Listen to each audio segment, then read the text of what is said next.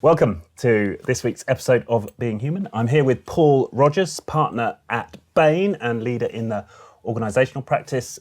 Paul, welcome to the show. Great to be here. So the reason that I asked you to come on the podcast was you wrote an article in the Harvard Business Review some time ago called Who's Got the D? Mm-hmm.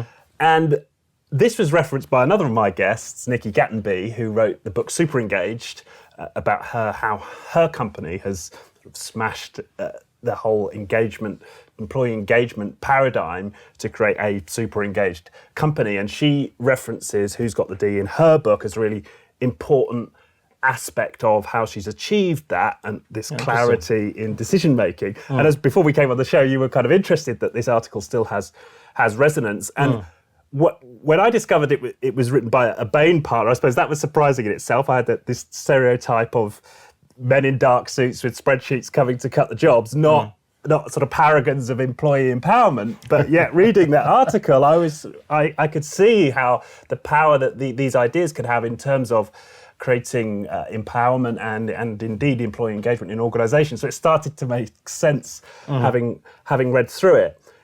That's the context. But should we just talk a little bit about what was in that paper? And sure. So we can come to the Bain stereotypes later, maybe. I mean, this all had its origins back in the 80s when Bain was doing organisational work, and one of the things that we found just through empirical use was the most practical, was a way of helping provide clarity on decision making and decision authorities.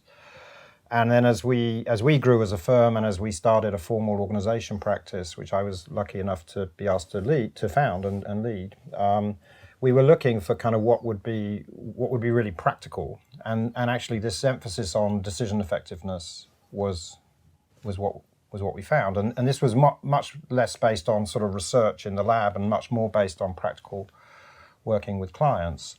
And the problem that we observed then and observe now is that in any large organization, it doesn't have to be a business. It can be a charity or, any large organization.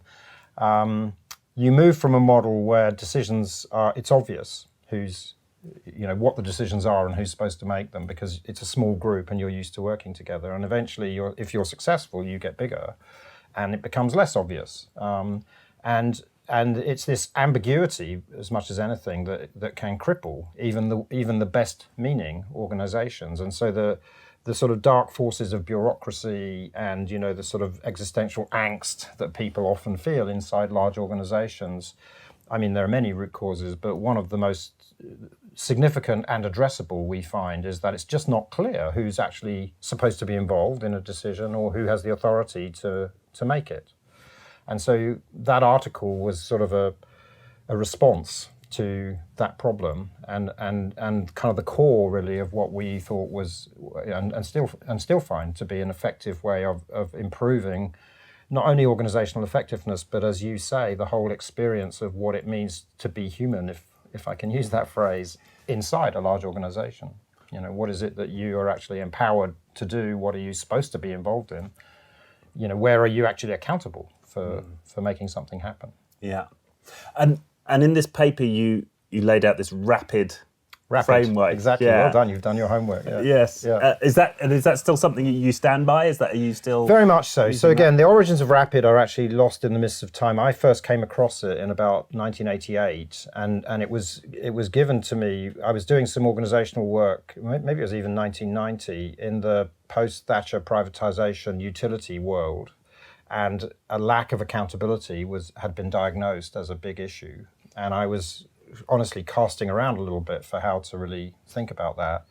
And a third party, a not Bain person, a third party organizational consultant that we had a kind of relationship with in the US, and I was led to as an expert in the firm, produced this what was then RAID acronym, and so we used it with this client, and it proved to be super effective, and so we started using it with other clients, and it kind of grew organically from there. And although this was long before the digital age, this kind of went viral inside Bain and started because it was working, because clients were finding it useful.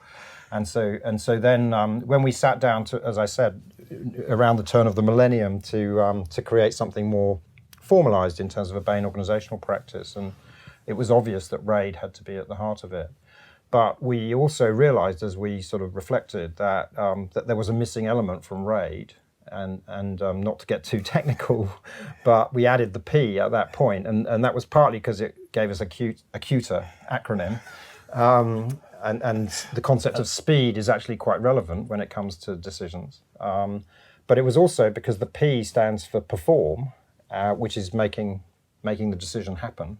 And, you know, again, it's a cliche perhaps, but self-evidently the best decision only creates any value when it gets well executed.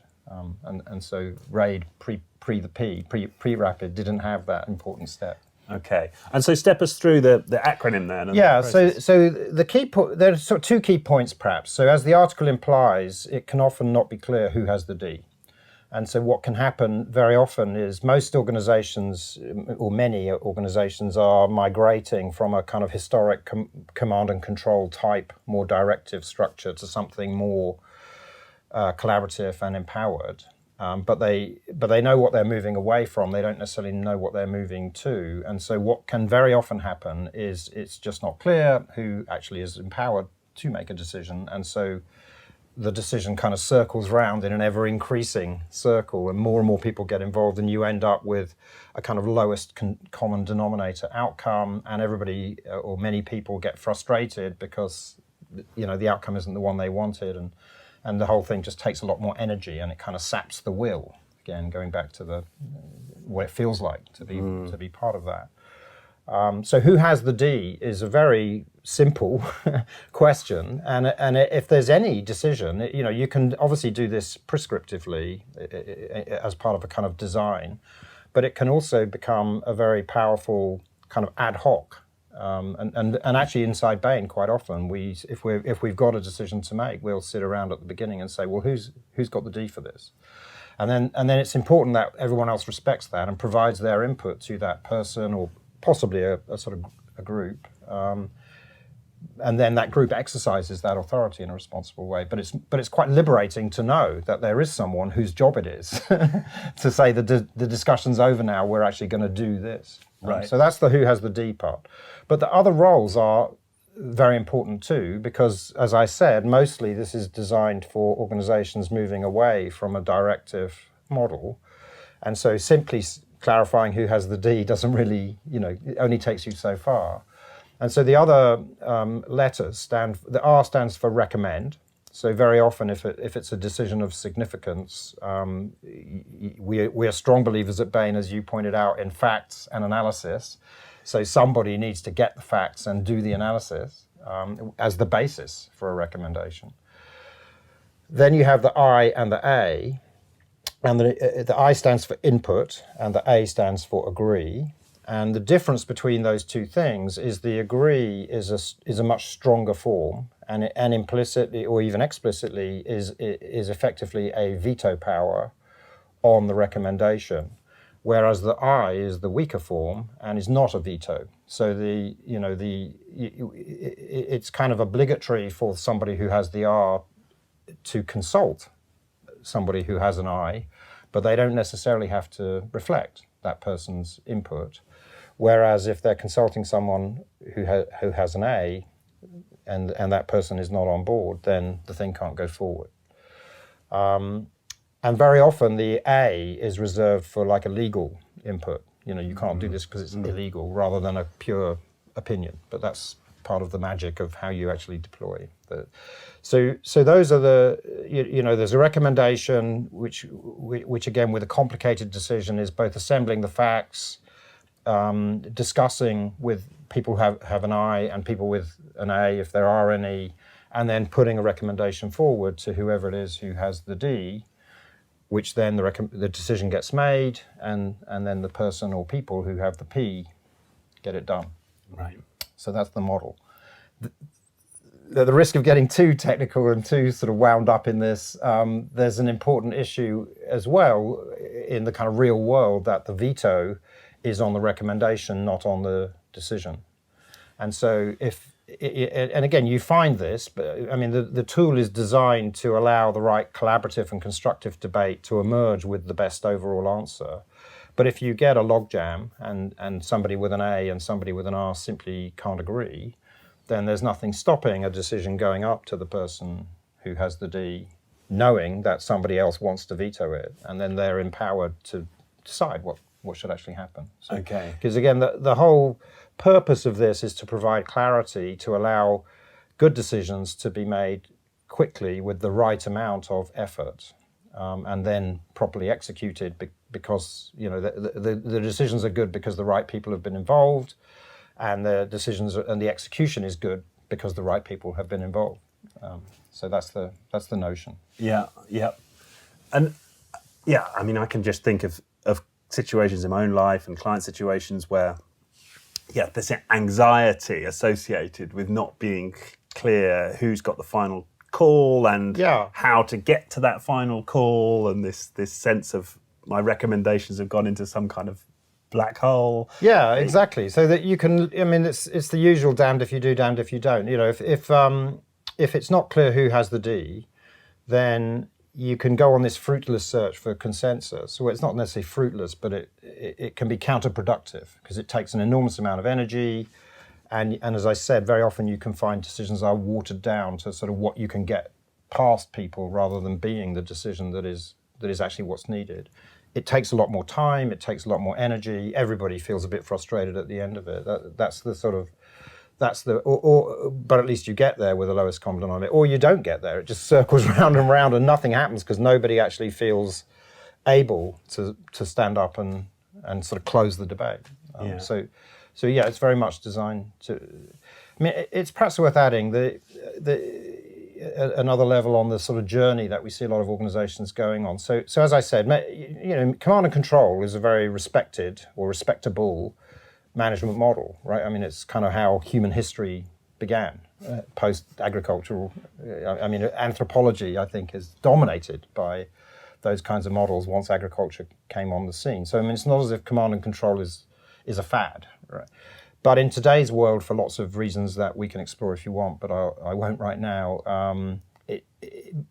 for most decisions and in most organizational contexts, it's not the winning model. And so, as I say, most large institutions, organizations are moving beyond that to something more collaborative. The problem is what? We use a sort of model that has 3 steps beyond directive or command and control. So one is what we call participative, where it's very clear that a single person usually or a single group has the D, but there's a consultative approach before exercising the D. There's then, I get these always the wrong way around, there's then democratic, where a bunch of people are involved and it's kind of one person, one vote. And then there's consensus, where absolutely nothing happens unless everyone agrees. And the problem is very often people know what, as I said, they're moving from, which is the more directive model, but they don't really know what they're moving to, so they kind of overshoot. And they end up with a kind of consensus. Everybody says we're not really looking for consensus, but they kind of are, right. Without really thinking. And that's where the problem comes. And so where rapid can be very helpful, especially if the desired sort of house style for decisions is participative, rapid really gives some shape to those different roles that I talked about and allows more discussion where it's needed. I mean, it's not like every decision. I mean, some of these decisions actually need to go round a few times because they're complicated and it's just not obvious what you should do. And actually, there's not. Although we see speed as an important aspect of winning in business or probably winning in many other spheres, speed for its own sake is not what we're talking about. So sometimes the right answer is not to make a decision, but to have more discussion. But even then, you need someone who's sort of, making that conscious decision rather than that just being an unintended consequence of the lack of clarity of who's empowered to make a decision. Yeah, exactly. Right, because there's some intent behind the discussions. And similarly, even if not every decision. I mean, some decisions should be consensus, and some decisions should be directive. So for example, if I happen to spot a fire over in the corner there, right, the right answer for me is not to say, what do you guys think? Should we what do you think we should do? It's to say, fire, let's get out, right? I mean, it's a directive situation and it requires a directive response. Similarly, I nothing comes into my head, but it wouldn't be too hard to think of decisions which should be consensus. Yeah. They should be for whatever reason, but it's just important that they should be. So the rapid tool doesn't predetermine that it has to be one person who decides. That's just most often the most practical approach, so long as that person is exercising that responsibility in a collaborative fashion. Yeah, and that people know. I mean, that's the really important. And that people know. Yeah, and the fact that you talk about starting meetings with that just seems like you've got to that point where it's so ingrained in the culture now. Well, I mean, again, you have to be careful, right? Like any tool, you can overdo it. And I've been guilty of this with clients, actually, where you sort of try and create yards and yards of paperwork to anticipate every decision and who should be involved and so on. And you can, if you overuse the tool, like many tools, it can actually get in the way. But so in many ways, the best use is that you kind of reserve it for where there is genuine ambiguity and it's actually useful to clarify. Right. Okay. And quickly on the P. So the P is the perform is who's going to execute it. Yeah. It's just we had to have P to fit the rapid. I know it's a bit clunky. Yeah. No, but I get it. And so tell us a couple of examples of where you've seen this go into organisations. What's been the impact and what have been the challenges in getting them? I mean, okay, so I know the article's old, but there are some case studies referenced in the article that I'm able to talk about because one of the things about Bain is we don't talk about our clients unless they've given us permission, and those companies did in the article. But let me start at the general level. So I think there are two big issues, and again, I'm very mindful of the being human sort of framing, which I strongly agree with. So it's kind of left brain, right brain, right? So the thing that can often go wrong inside large organizations, like I said several times already, is lack of clarity. It's just not clear. So rapid is a left brain and somewhat analytic solution to that problem.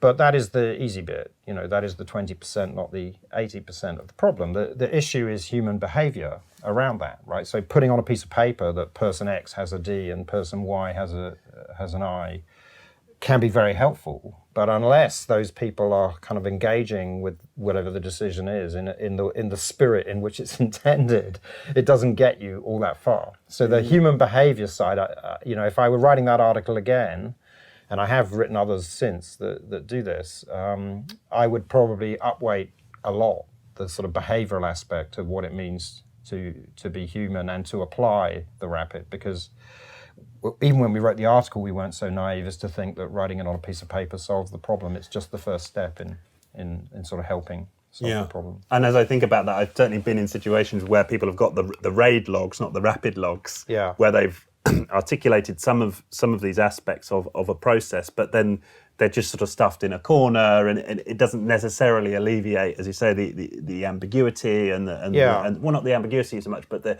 anxiety about actually getting decisions made. You have to live the spirit, not just the letter. No pun intended.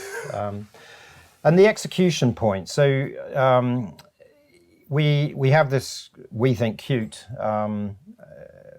sort of metaphor for bringing that to life. So here it is. I'm going to do it live on camera with you. So the metaphor is this: 3 frogs are sitting on a log. Okay, one decides to jump off.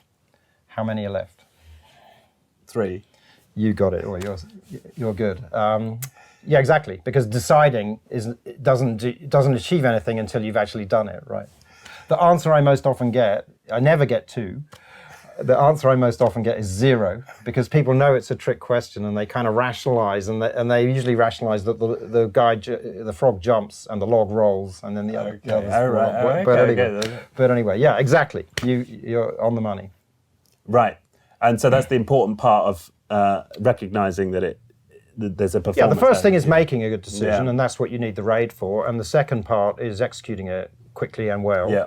And that's what the P is all about. Yeah. But the way you made it is sort of preconditions how well it's likely to be executed. Again, in a world where usually there are multiple people, often from multiple kind of organizational units, functions, or geographies, or whatever it might be, who need to be involved Yeah. in executing. And if they need to be involved in executing, then they probably need some input into the decision itself. Right. Yeah. And well, that's interesting because that's, I suppose, a motif through a lot of the business agility now. Sort of that whole wave of shifting organisations, and we've had a lot of agile gurus on this show. Yeah. Is this idea of involving all the people who are impacted downstream as far upstream as So possible. so this is very relevant. So again, rapid is just a tool. You can apply it to any decision. You can apply it to what sandwich you're going to have for lunch, just as much as am I going to make a multi-billion-dollar acquisition. And one of the things we found very early, actually, is it's just as relevant, not necessarily to the sandwich decision, but to the sort of frontline operational decisions. So you asked for some examples. Let me give you one that actually wasn't in the article. So many years ago now, we worked for one of the big mining companies in South Africa, as it happened. And the thing we were asked them to help them on was their safety, their operational safety in the mines, because they did not have a good safety record. And, people were dying. And, people were dying, people were getting injured. I mean, this was pretty serious stuff. And the hypothesis going in, their hypothesis, and I have to say ours, was that this is a question of policy. We needed to help them benchmark world-class safety policies and align. So we did. And what we found is their policies were already world-class. The problem wasn't the policy, the problem was the application of the policy. And it was actually the individual decisions that their kind of frontline mining employees were making to disregard, in effect, the policy. So, for example, the policy would say you shouldn't go in the mine shaft if the machine is switched on, and people would do that, and then the machine would start, and they would, something horrible would happen. So then we had to kind of work back from that and say, well, why are those people making decisions that are putting their own safety at risk? And what is it that can be done to change the environment in which they're doing that? And without getting into all the details, that proved to be a much more fertile line of inquiry. And, it seems obvious with the benefit of hindsight, but it wasn't going in. So a lot of these people were illiterate. So giving them a safety manual and saying, read this wasn't going to work. This was, not long after the end of apartheid. There was still a lot of racism. Most of the frontline supervisors were white. All of the frontline workers were black. There wasn't as much concern for their welfare on the part of the frontline supervisors as there needed to be, which had a very dramatic effect on how the company then started to think about that role and who to put in that role and what kind of training to equip them with and so on. And the one that I always enjoy the most is what we also found was that the frontline employees themselves were, even when they knew the policy, were kind of disregarding it because they felt like they wanted to get more shift time. And so they would cut corners in order to maximize shift time because that would maximize their earnings and what they could send home to the family and so on. And one of the most powerful interventions that the client then made was to go to the communities where these guys came from, they were all guys, and talk to their wives and their mothers about the importance of safety. And through that, sort of put pressure, if you like, or educate them on putting their life and their safety ahead of, short-term shift considerations. And that was very effective. And in fact, the story had a very happy ending because these changes worked and the safety record improved dramatically. And what was interesting was so did productivity because they were having less, downtime. When an accident happens, obviously the whole operation has to stop while they figure out what it is that's caused it. And so, in fact, productivity improved, and these guys started earning more anyway. But again, this was an example of not a big strategic sort of bet the business decision, but something you might think mundane in some ways, which is just the everyday decisions that the mine workers were making about their own safety. But it turned out to be very fruitful to take a sort of the other end of the telescope and think about that decision and what was motivating them to think and act in the ways they were. So your starting inquiry was, how are you making this decision, or? The starting, we have this concept, and again, I'm sorry, some of this may be a bit jargony, but we talk about decision architecture. Okay, so decision architecture is it's a way of thinking about like you have a kind of skeleton of a tall building. The decision architecture is the skeleton of an organization, and in many ways, again, it's a cliche, but we would say an organization is the sum of the decisions it makes and executes. And the great thing about a decision architecture is you can sort of zoom up or zoom down, and you can think of categories of decisions, and then you can get down to an individual decision. And it's not manageable to operate at the level of, any large organization is making and executing millions of decisions every day. And you can't, design that in, but you can zoom in where you need to. And that's what happened here, right? So the broad category was operational safety. But then what we realized is out of all the possible decisions we could have looked at, it was the decision that the frontline worker was making on whether or not to comply with safety policy. Once we realized that safety policy was actually pretty good, the question became compliance and what was inhibiting compliance. And that's not something you dictate from the top. They've done everything they could to dictate it from the top. Yeah. That's something that was happening across thousands of employees every single shift. Yeah.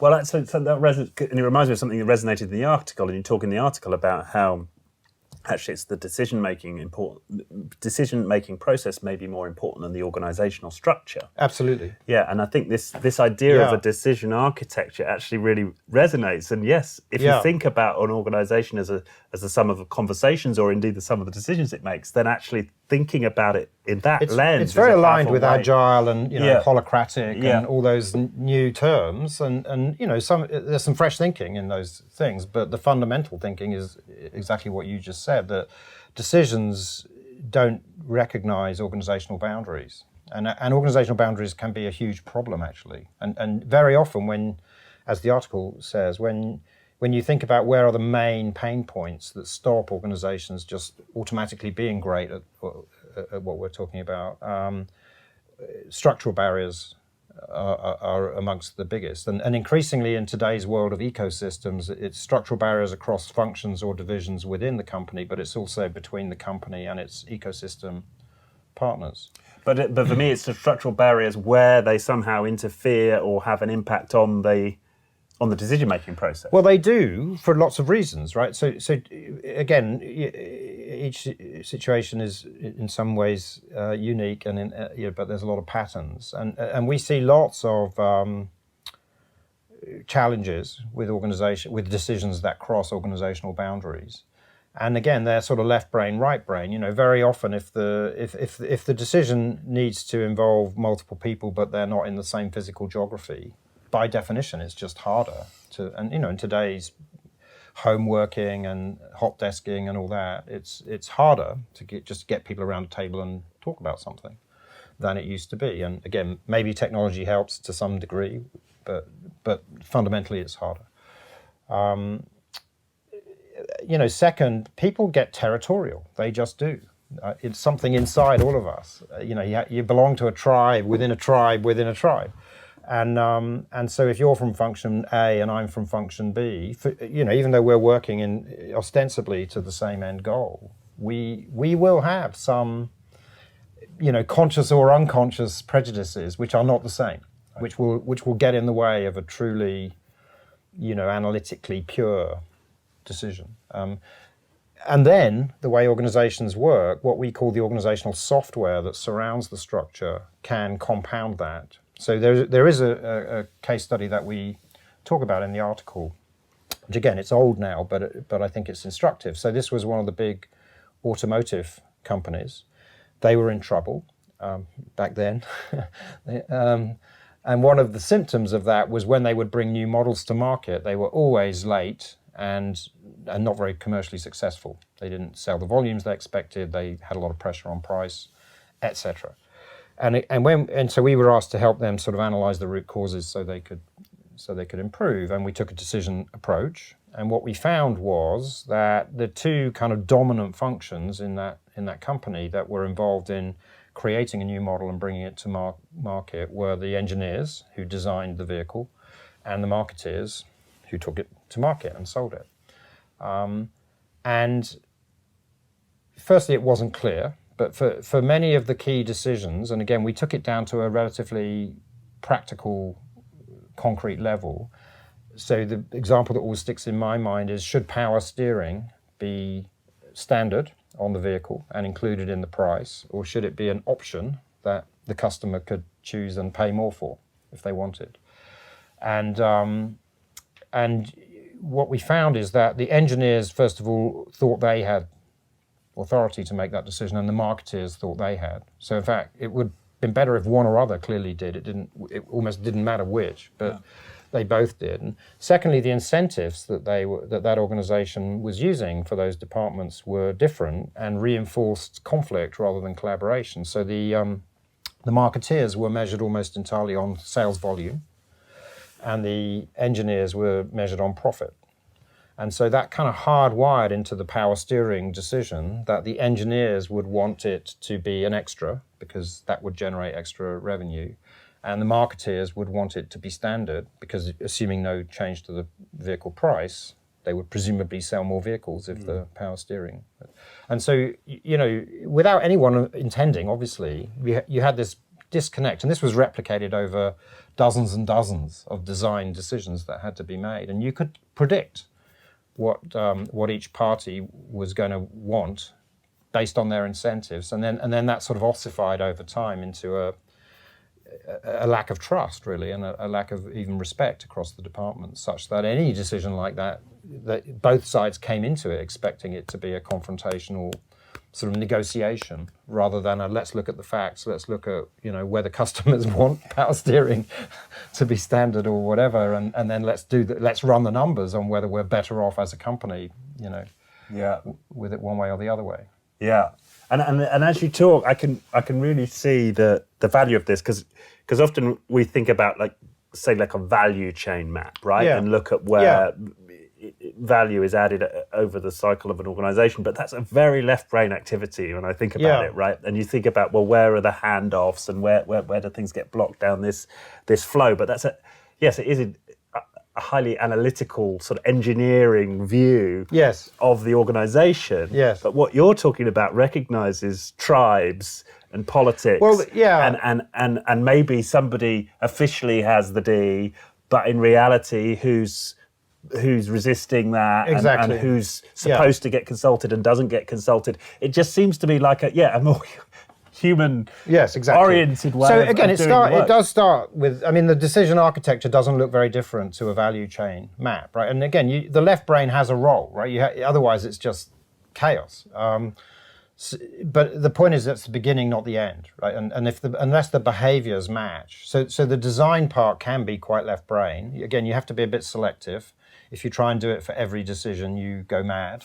And generally, we find 15 to 25 is enough. Not every decision is equal in terms of its importance, and not every decision is equal in terms of its complexity and how much sort of pain it's causing inside an organization. And generally, if you redesign around somewhere between 15 to 25, you get an enormous effect. And then you get that, what we were talking about earlier, people start using the rapid approach more situationally for other decisions rather than having to have a sort of manual.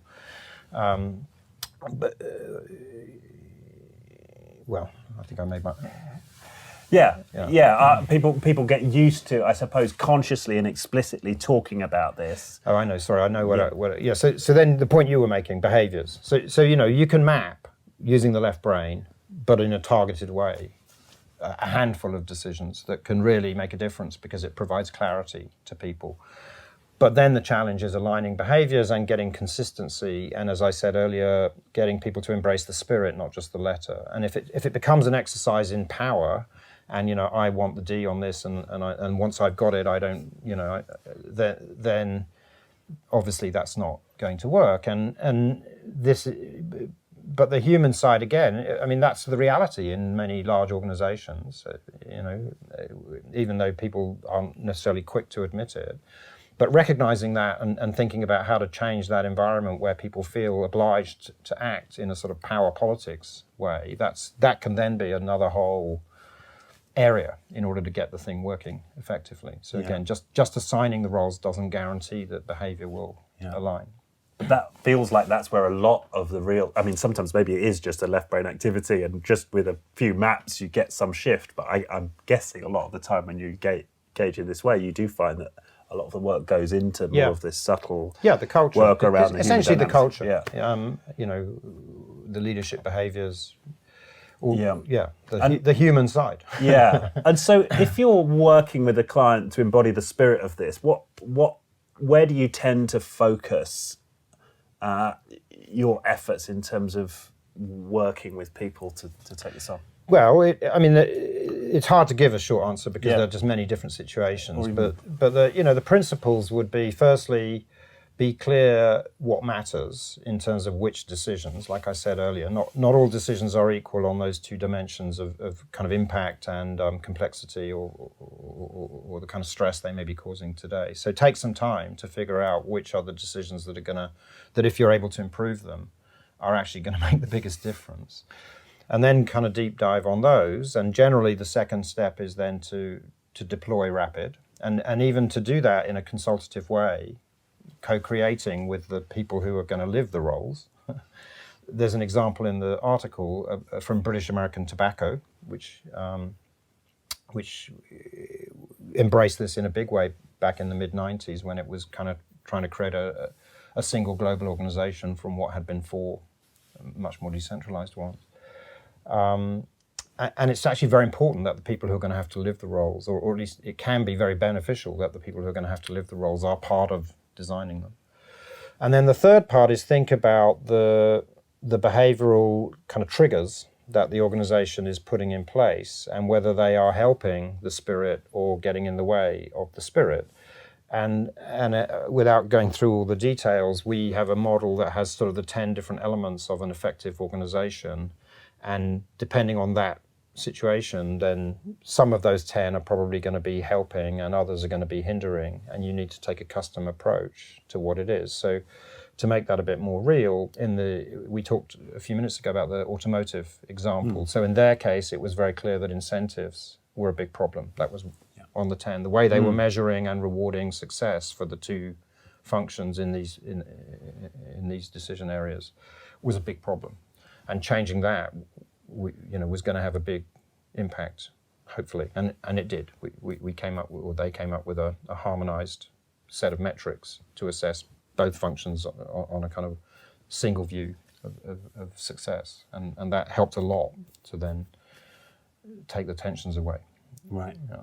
So it's a multifaceted approach, depending on and then behind that, obviously, is the broader leadership and sort of, let me call it cultural work that you can do, which isn't as specifically focused on the individual decisions that you may have, that I talked about earlier. You pick your 15 to 25, but is more the broader context in which the organization works. And if the organization is a kind of testosterone-fueled, alpha male-driven kind of constant war of attrition, the solving for rapids isn't going to solve that. So you need to do, other things that will solve for that, and then hopefully the rapids work that you do will have a much bigger yield if you're successful in addressing those broader behavioural challenges. Right. Yeah. I tell you what it reminds me of. Have you come across the book "Turn the Ship Around" by David Marquette? I haven't. No. So this is a story of a submarine captain in the U.S. Navy who takes the submarine that he's in charge of, from bottom of the U.S. fleet to the top. I think in a space of a year or something. But one of the things he starts with is the process for deciding leave, right, for the people on the sub. And he changes the number of people who have to approve the leave requests. And I think it starts off as being like something ridiculous, like 5 people have to sign off for one person to take some leave. And he gets, I think, it down to 1. But it sounds very similar to what you're describing. And that then kind of unlocked a whole culture change within the submarine. Yes. Because suddenly these people are empowered, the sort of supervisor level. Yeah. It's 1 tick and they can give their people leave. Right. And then that kind of creates momentum around, well, what else can we simplify in our decision-making process? No, it's a great example. To the point. Yeah, It's a great example of maybe two things. One is figuring out, intuitively or otherwise, a particular decision that was going to have big impact, even though it might seem like a very mundane decision. And which, going back to what I said earlier, that very often the decisions that have the big impact are quite close to the front line. They're not the boardroom decision. Yeah. And second, kind of almost creating the symbolism around tackling a few things well that then unlocks the behavioural, the mindset change and the behavioural change. Yeah. Yeah, no, it does sound like a good example. Yeah, and they ended up with this situation where they've got, he's now coined it this intent-based leadership, where the idea is that anybody in the ship, wherever they are in hierarchies, I intend to do X, and so they're kind of doing rapid all in one, right? They're signalling the fact they're making this decision. They're giving the people opportunity to provide input or to veto in some cases. And then they go ahead and then they describe what it is they're doing to the P in your lexicon, exactly. right? No, it sounds like a very good fit. I mean, there's a lot of talk about empowerment. There has been a lot of talk about empowerment for a long time, but what does that mean? So rapid lends itself very well to clarifying, what you are empowered to do and what you aren't. And one of my clients a long time ago talked about a different metaphor, which was he called the hourglass organization, where when you look at the decision architecture, when you look at the world through the lens of decisions, what you find is generally the decisions that matter, one of two things has to happen. They either have to go all the way to the top or very close and be centralized because they're either super complicated and important and the expertise to really get the facts and analyze it is not going to be available in lots of places. Or they need to go the other way. Right, that's the hourglass. So that what you don't want is them coming up and getting stuck in the middle, or going through successive layers that aren't adding value. And so in many ways, the whole kind of agile revolution is a recognition of that and sort of turning things around and saying, look, these decisions actually belong down close to the customer, close to the frontline operator, wherever it is. And what we're going to do is create an organizational structure and sort of talent profile that has the skill and the will to tackle those decisions real time rather than through some successive layers of management model. I mean, that sounds great, and it's kind of quite scary, especially if you happen to be one of those middle managers. Yeah, it's not much in the middle of the hourglass. Yeah, but that's what's happening in the world. And so the answer is don't be a middle manager, be an expert at something. Stay very close and relevant to either the operations or the customer side of the business, but don't be a sort of link in a chain. Right. Yeah. And there are some great examples. One of my colleagues is called Fred Reichelt, and he's sort of the father of loyalty, or sometimes called. He wrote various books in the 80s on customer loyalty, and then that morphed into employee loyalty, and these are quite linked concepts. And he talks, for example, about linchpin employees, which are very often frontline supervisors, like one level or two levels above the actual frontline, and they can have just a differential impact on the performance of an organization, both in terms of its output, but also the environment, what it feels like to be part of it. And recognizing that, and then finding people with the profile to exercise authority that close to the front line, and then rewarding them appropriately can have a huge impact on, like I said, both things, both the business outcomes that team generates, but also what it feels like to be part of that team. And your submarine captain reminds me a lot of that. It's a lot about recognizing the potential of the individuals and then letting them grow within some finite boundaries, but usually broader than the rule book originally said you could have. Yeah, reminds me of the story of Favi, which I think is in the Frederick Laloux book, Reinventing Organizations. I don't know. I have read it. Yeah, but a long time ago, admittedly. I think it's in that book. But they talk about so these are workers, steel workers in a motor repairs outfit in France, right? They manufacture not repairs, motor parts manufacturer. And they buy they're dealing with banks and they're spot buying, I think, iron or steel for the manufacturing plant, and so the 1 minute they're sort of on a lathe, creating some, I don't know, carburetor or something, and the next minute they're on the phone to a broker at JP Morgan, buying metal for the plant, right? And I think that's a wonderful example of just, I suppose, how far we can stretch this in terms of who we give the D to, right? Exactly.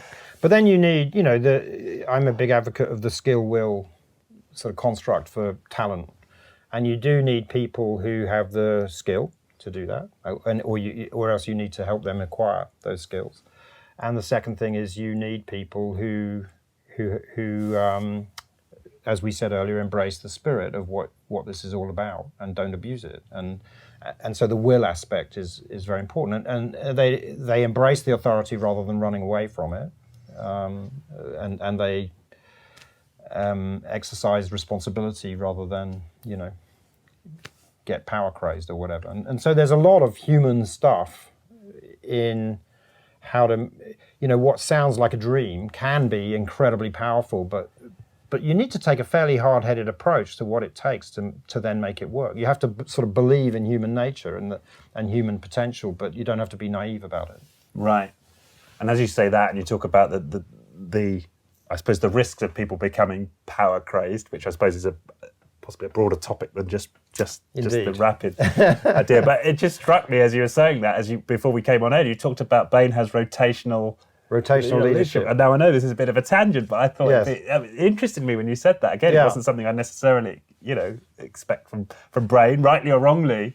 So, I suppose. I don't know what your preconceptions are about Bain, actually. I'm interested to hear more about that. I mean, but on rotational leadership specifically, this has been a principle. So essentially, Bain kind of reinvented itself in 1990. We nearly went bust. Bill Bain and the founders left at that time, and so we had this incredible opportunity to take a brand that was already a respected brand but needed a completely different approach to organization and governance and sort of create something. And rotational leadership was one of the core sort of principles that was enshrined at that time, and I think we've tried pretty hard to live ever since. And so this is the idea that first of all, the heroes in the organization are the people who are out there with clients, and so that we don't have a kind of formal administrative set of roles. And even if you're a leader of the worldwide firm or a part of the firm like I was, you're expected to be out there with clients as well. And also, some of our roles have formal term limits, but a lot of them don't. But there's an expectation that it's a finite period that you should be playing what we call a servant leader role. And it's healthy for you and certainly for the organization for there to be rotation. And so it's not, it's just an expectation that, and depending on the role, then maybe how long is the optimal period is a bit different. But generally we're talking anywhere between 3 to 7 years. I mean, it's not every 6 months, because obviously then people don't get experience in their roles. But it's definitely expected that those two things are true. We're a client service organization first and foremost, and our brightest and best, and certainly our heroes should be spending the majority of their time helping clients. Right. And then secondly, where we have leadership roles, which obviously we do because we're now a large organization in our own right, they should be rotational. Right. And you also mentioned they're not having administrative roles, so it sounds like you're sort of actively trying not to build a bureaucracy. Is that right? Yeah, we're certainly actively trying not to do that. I mean, it's easy to sort of make grand statements. I mean, of course, we have some very capable and committed and important functional people like our general counsel or our CFO, or even our CFO, though, is a client-facing partner who's rotated into that role. But we do have some important full-time functional roles. However, most of our leadership roles in terms of leading the consulting side of the business, as opposed to the business support roles, those are the ones I'm talking about with rotational leadership. Yeah. And is anything, I mean, I guess not all of these cultural aspects are inspired by Rapid, but it'd just be interesting to understand, like, what how do you think this is, if any, to any extent, shifted the culture within Bain, this way of thinking? I mean, certainly we use Rapid a lot internally. I mean, I have to think about your question because it's sort of ingrained, really. So I think how much of it has been driven by Rapid, I don't think. So I think it's more driven by the sort of fundamental thinking and self-reflection that went on at this time of great turbulence for us as a firm back at, in the early 90s. But it was more that I think Rapid or RAID, as it started, like for many of our clients, just became a practical tool that could help give expression to some of the underlying kind of core principles on which the organization was based. And I already talked about some of those, but the idea of sort of playing to win and client being at front and center, but also the human experience, going back to your being human thing. One of the things we're known for in our industry is being a great place to work. And that's something that we have put a lot of time and effort into. But in general, we really try very hard to treat people like people rather than, production units. So Rapid and we also believe in making decisions quickly, but in a participative way. We're a partnership. We believe strongly in a principle that we call partner teaming. And so that, again, we've lived all flavors of this, and of course we've got it wrong plenty of times.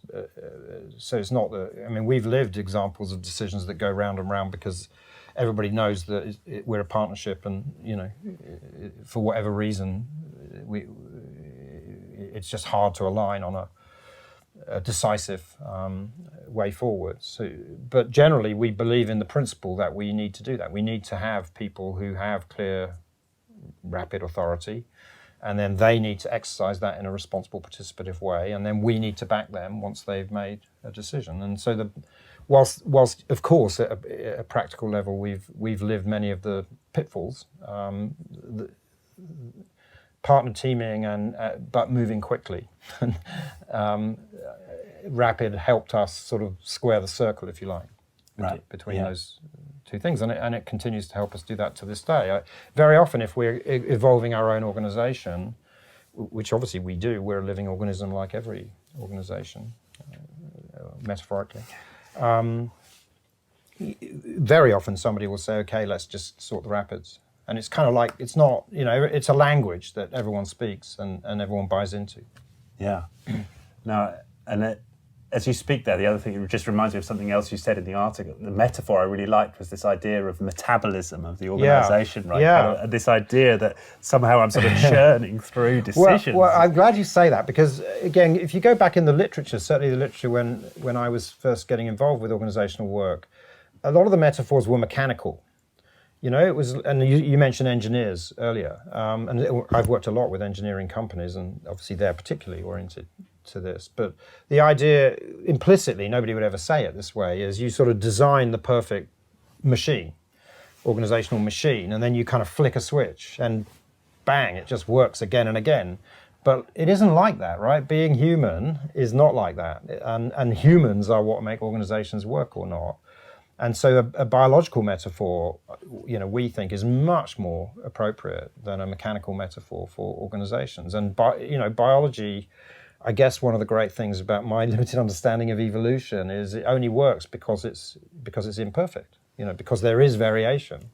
If it was a perfect replication every time, there would be no evolution. And organizations are like that. You want to get it well functioning and repeating the majority of the time, but things don't always go the way you expected, and in many ways that is how organizations evolve. When they find the context has shifted and the organization itself needs to adapt. Yeah, no, yeah, I like that, and I'm imagining, well, two reflections actually on what you've just said. One is that what I reflect on when I see some of, as you talked about the Agile Revolution earlier, I see a lot of the discussions in those are not necessarily using more organic metaphors, and a lot of the diagrams and the way that these things are described feel like we're still in an engineering metaphor style of world. So that was the first machine reflection. age. Yeah, exactly. It's just the agile version of that. But the second thing is, again, about this idea of metabolism. The thing that came to mind was digestion, right? I mean, that's sort of closely associated with metabolism. And this idea that it allows us to kind of move, digest this energy. And the decision flow is like our digestion of we once came up with the 10 common pitfalls or whatever it was that get in the way of decision effectiveness, and decision constipation was high up the list. Right. Yeah, exactly. Because organizations just collapse under their own weight. There's so much information and there's so much pressure to consult so many people that you just end up paralyzed. Yeah. I've been in a lot of situations where it is constipation would have been a better, but I suppose certainly because my background is an electronic engineer. Sometimes I suppose it's because I come from that. I see the value of the other, which is this. Well, my background is I was an English major. Okay. And so I've always been interested in the kind of human side, you could say. Yeah. But it would be interesting if this became, and I think this is the way it's going, this became more of the way that we describe our business context is using these more organic metaphors, right? Yeah, exactly. Yeah. Okay. Well, it feels like we've given the model a really good tour, and we've come to understand how some of this is reflected within Bain as well as some of the other aspects you've discussed. Is there anything else to share in terms of the insights or the stories with clients about how we achieve greater metabolism within organisations before we close? Or? Oh, gosh, what haven't I covered? I mean, there are probably two things. So one is it's left brain, right brain. Right? You need both. So for decisions of any significance or complexity, we are strong believers that you do have to go out and get the facts. And in today's world, today's big data world, there's more opportunity to do analysis than ever, and that in itself can be overwhelming. But evidence-based decisions are generally going to win over intuition-based decisions. Okay, there are exceptions, but as a rule. That's point one. And then point two is the being human. One of the reasons I was intrigued to come along and meet you is the whole being human sort of framing is spot on from my experience, from our experience, because the facts and the analysis and the design part only takes you so far. And in order for it to be effective, you have to embrace the wonderful complexity of the human condition. And what it means to be human. But also what we find is a big benefit. When you improve decision effectiveness, two things happen, and people tend to focus on the first, but given the title of this series, I'm going to argue that the second is at least as important. So the first thing is decisions get better, they speed up, they get better executed. Guess what? The business does better. But the second thing is it becomes a much more energizing place to work. Yeah. Which is probably why this lady who referenced your article. Maybe. Yeah. Well, I must admit, I'm flattered that was the connection. I don't know the lady. I confess. Nikki Gettenby. I can. But because I've been to visit their places in Brighton. I'm now intrigued to go and visit Bain and see what the feel is within Bain of what you described. But certainly in Brighton, it's Propellernet is the name of the company. You feel the energy in the place. I mean, it's just and that's you're just enlivened. Everyone wins, right? It's much more fun to be part of an organisation like that, and of course, the organisation does better. I mean, it's just. I mean, these guys are flying. They're one of the most profitable marketing agencies in Europe, and they're doing brilliantly well. And it's on the one hand, it's so simple to think through this lens, but it's such a powerful. But the rapid alone is only the first step, right? So again, unlocking what one of my other clients called discretionary energy is obviously great for the business, right? If people are coming to work motivated and wanting to give their best, of course they're going to do a better job than if they're coming with their kind of spirit crushed. Providing clarity on what their role is, and not just some kind of document with a bunch of bullet points, but what decisions they are supposed to get involved in and what role they're supposed to play in those decisions it can be very powerful in a world where that might not have been clear previously, to creating part of the environment for them to feel that kind of energy and passion, because now they're accountable for something they've got. So long as they're so long as they want to be accountable for something, which is a somewhat different issue, then that's a huge step. And then, like I said, though, the rest of the organisation, what we call the integrated organisational system, the other elements, need to be reinforcing and allowing them to exercise that, whatever that empowerment is, in a constructive way that doesn't sort of mean they're having clashes the whole time with other parts of the organisation. So clarifying the roles is a really important step, but it's not the end of the story usually. Yeah, not the end of the story, but yeah, really important. Again, the other thing it reminds me of is, I don't know if you come across Handelsbanken. I have not. So they're a Nordic bank, Yes. But again, very clear decision making. And you talk in the article about this, the balance between global and local. Right. So they push a lot of the decisions down to local, but they keep a lot centrally, right? Or they keep a proportion. That's the hourglass, right? Yeah. But what's interesting about their organisation is they don't have, we talk a lot about purpose-driven organisations. They don't appear, at least, to have some sort of grand purpose so much, and their mission is to be more profitable than their closest competitor. They're quite kind of bland in terms of the mission statements. But I think what gives that place such energy is, again, this fact that people are highly empowered. It's very clear.